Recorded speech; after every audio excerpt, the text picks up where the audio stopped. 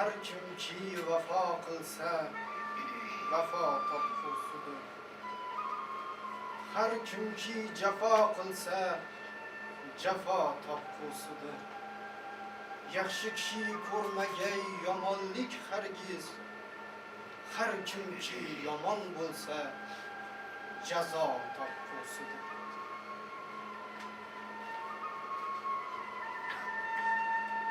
Hazratim, huzuringizga Malika Bayda tashrif buyurdilar.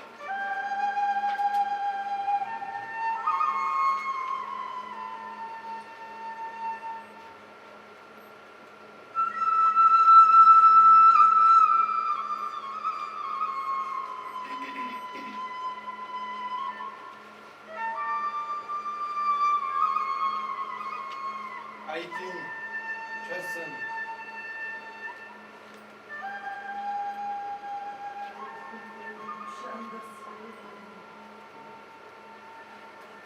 Siz podshoh, vatanidan quvilgan podshoh. Eshitdimki, kenja o'g'ling nobud bo'libdi. Ammo bundan hech quvonmayman. Illa uning emas, sening o'limingni tilab yolvorgan edim. Oradan shuncha yillar o'tdi. Nahot hanuz kechira olmaysiz? Nahot hanuz o'chga tashnasiz Malika Bayda? Agar imkoni bo'lsa shu lahza shu on yana senga zahar bergan bo'lardim. O'g'limdan saltanatni tortib olganing uchun qasos tilamayman. Bilamanki, toji taxtning qo'ldan qo'lga o'tmog'i sunnat. O'g'limni mendan tortib olganing uchun, uni mendan mangu olganing uchun qasos tilayman. Kecha kunduz qiynoqlarda qolgandir jonim. Kecha kunduz o'limingni tilayman faqat. Yo Rabbim, Malika Bayda, bunday so'zlar ahdi kufur, qonga qon shartmi? Yarashmaydi sizday muslimaga bunday hol. Qonga qonmas, jonga jondir. Sen o'zing kimsan? Podshoh bilan malikaning suhbatidasan? Men Morix xonamirman. Morix? Morix bo'lsang meni so'zlarimni malika emas, bir onaizor so'zlar deb kitobingga yoz. Bobur podshoh Dehli shohi Ibrohimni emas, bir onaning yakka yolg'iz o'g'lini o'ldirdi. Malika Bayda, o'sha jangda juda ko'p odam halok bo'ldi. Xavf ostida qolgan edi mening jonim ham. Ammo mening bolam o'ldi. Mening bag'rimdan chiqqan farzandim o'ldi. Sen o'lganda balki non achinar edim. O'sha jangda o'lganlarning onalari ham navkar Amir o'ldi debmas, o'g'lim o'ldi deb yig'lagani rost. Yoki rad etasanmi? Ayt! Rad etmasman. Aytganlaring asl haqiqat. Mudom o'ch orzusi bilan yashamoq mudhish azob emasmi? Ayt Malika Bayda. Bobur,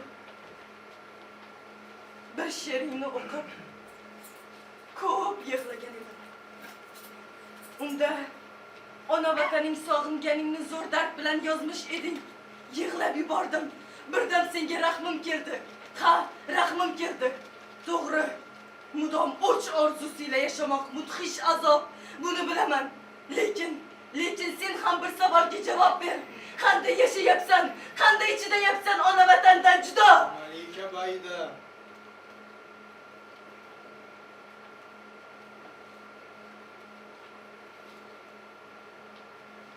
Vatanimning muhabbati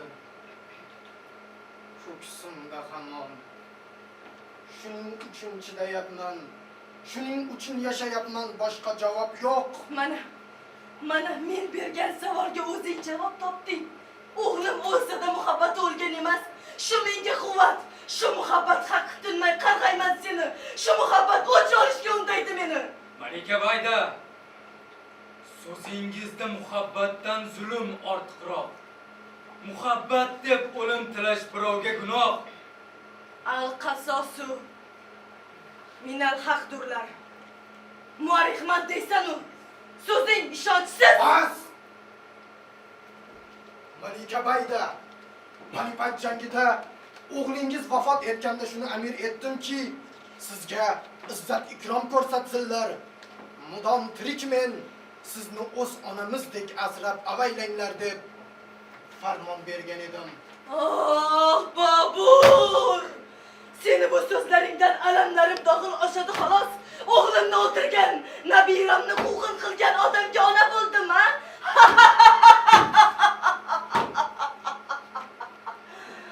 Sen qanchalik izzat ikrom ko'rsatsang, senga nafratim shunchalik ortdi. Kecha kunduz seni la'natladim. Keyin oshimga og'u soldingiz. O'sha zaharni necha oylab mana shu ko'ksimda yashirib yurdim. Ko'ksimdagi nafratim unga singib, zaharni yanada orttirsin dedim.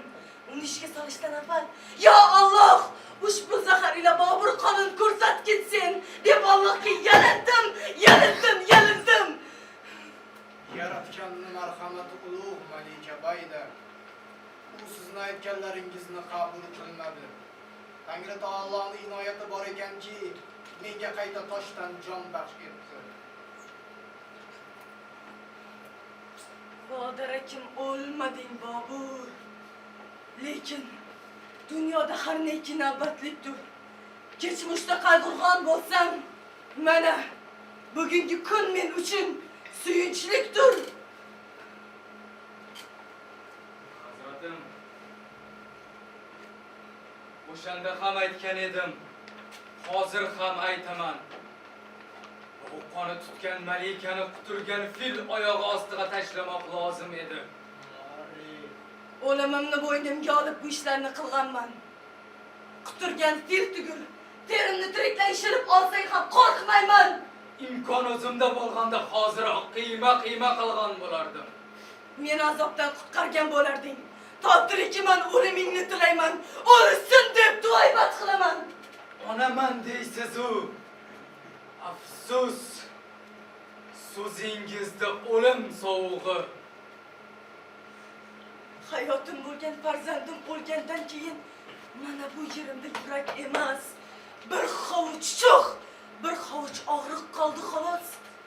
Muhabbatim o'g'lim bilan ketgan Morix. Malika Bayda, Panipat jangini men bir boshidan mushohada etdim.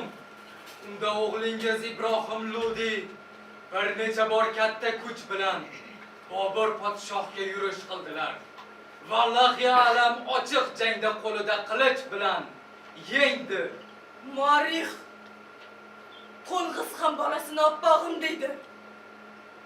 Bobur podshoh o'g'limni qanday yengganini bilmoq bu sening vazifang. Menga bu ayol, mening bolam o'ldi. Mening bag'rimdan chiqqan farzandim o'ldi. Ya Xudo. Mening yakka yolg'iz bolam o'ldi. Bobur podshoh men ko'rgan podshohlarning eng ko'rklisi, eng marhamatlisi. Lekin uning qilichida o'g'limning qoni bor. Kechalari tush ko'raman. Tushimda bir to'da qilichni charxlayman, Allohga yalinaman. Ya Alloh, ushbu qilich ila Bobur qonini ko'rsatgin sen. O'g'lim ko'krak qoni tiz cho'kib, et bo'lib yanay. Hazratim, qanday chidaysiz? Buyuring, bu qoni tutgan malikani tilka pora qilay. Malikani kuzatib qo'ying. Yo'q, yodgohingda yashagandan ko'ra ko'cha-ko'yda it bo'lib saptishga roziman. Koshkida it bo'lsa, do'koy poyini g'ajisam. Ruhni tushatasiz. Vatansiz podshoh, vatanidan quvilgan podshoh.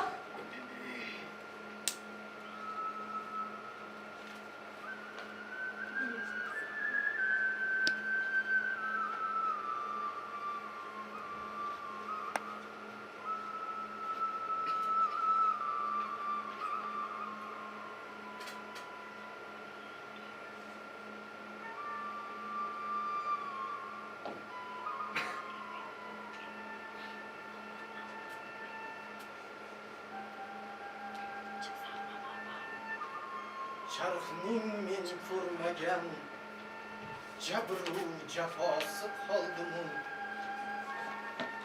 xasta ko'nglim chekmagan dardu balosi qoldimu.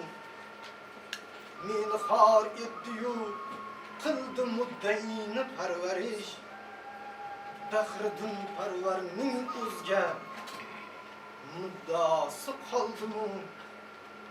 Dahridin parvarning o'zga